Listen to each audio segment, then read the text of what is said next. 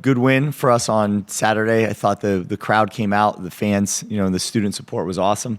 A lot of different guys got a chance to get their hands on the football. I thought we started to play our brand of football again in a very complimentary way. I thought there was a lot of good things that showed up in all three phases. And again, I think that all came from our preparation, our lead up into it through, the bye week and through everything else that we, identified as we attacked that week or those 2 weeks. So we're going to need a whole lot more of it when we get into this weekend. Obviously, it's a rivalry game against a very, very good opponent, and they're very good on all three phases as well. So it's going to take everything we got, and we're excited to get this week rolling. How important are games like last weekend where you can get Billy involved and Joby and guys like that who maybe don't see the field every single week? Yeah, I think important. It's important with meaningful minutes still left to some degree where we could actually execute the offense. Billy was able to, throw a perfect pass out there. We just didn't, connect on it. And then to watch him pull the ball down and run, that's really good for him to have an opportunity to be out there playing in our offense and executing it. And I thought he did a really good job. He's gotten better every single week as well, and he's, continuing to be fun to watch. You've seen from Colton Joseph on film, it seems like he's a lot improved every week. Yes, yeah, he improved every single week. He's a redshirt freshman. I mean, he looks good. Physically, he is very capable. You watch him run; he is fast, he's explosive, he's strong. You'll notice his just overall physique. The kid is not a delicate quarterback back there.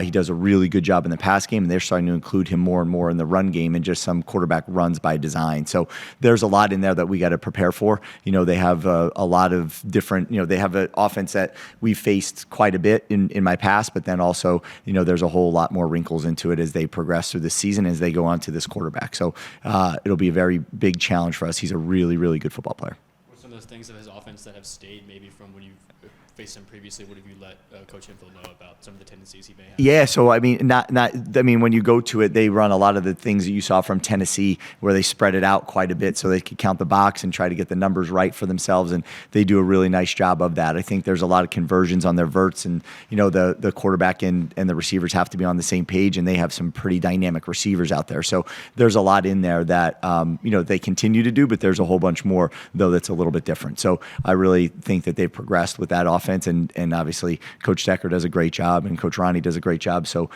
it'll be a huge challenge.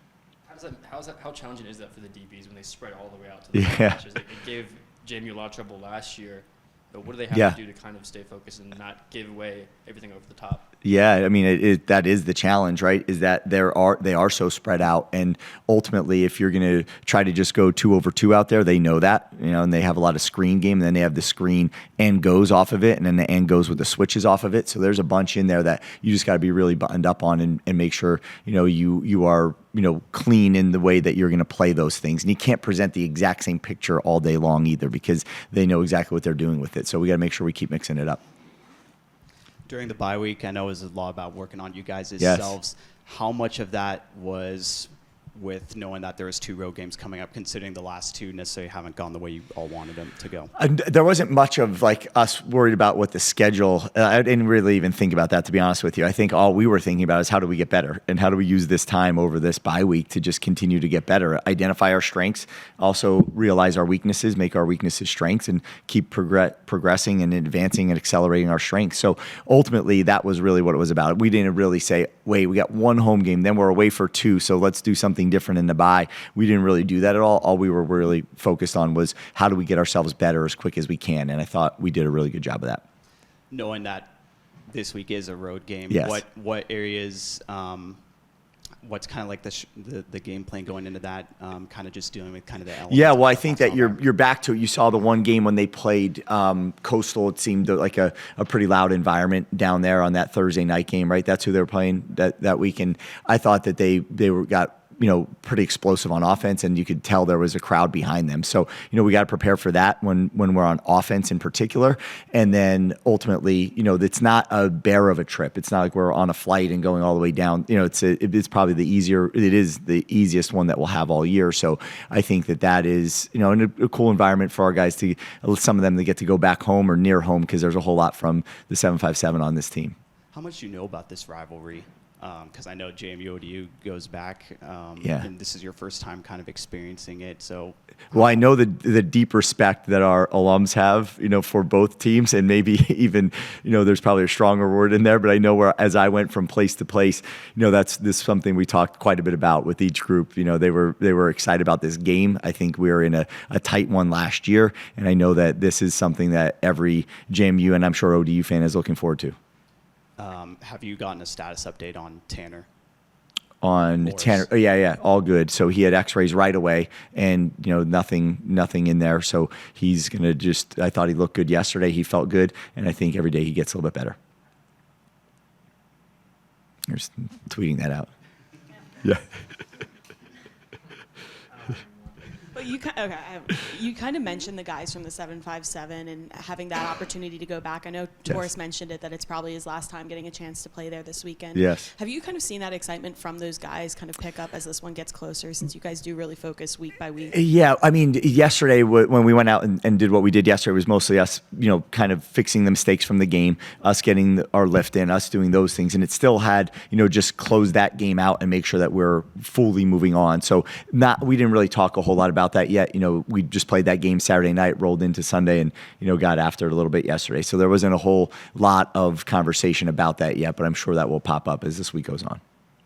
I mean, latter half of the season, and Old Dominion, that in-state opponent. I mean, what do you think that win could do for the just the program in general, whether it be recruiting, just as a whole? Because if you get another in-state win, that's 3-3 against Old Dominion, a team that's in your conference. Yeah, I think that in general, we want to come out of that break, and we knew that we're in this, I keep talking about, but it was like a 4-game season here. Everything that we've done up to this point has to continue to propel us into these next 4 games. Every game is crucial. Every game matters, but we can only play 1 game a week. So, and we can only practice 1 day a week, and we can only practice 1 play at a time. So living in that present moment is what's got to matter the most. Does it all matter? Yes, it all does matter. And obviously, there's recruiting implications, a lot of things that come along with it. But ultimately, those guys are going to find their best fit. The recruits are going to find their best fit where they feel like their future is best. And I think that there's a lot to present here. You look at our teams across the board, all of them that are having success at this moment, right?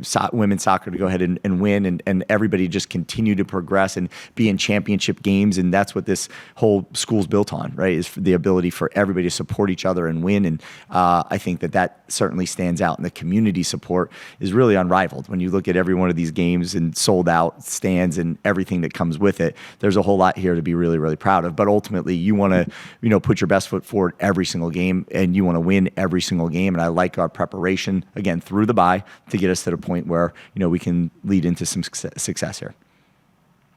Along the lines of that, it's in season. I don't know how much you've been paying attention to some of the NIL stuff that's been added to JMU, but Honors 1 was something that was kind of added recently. Yep.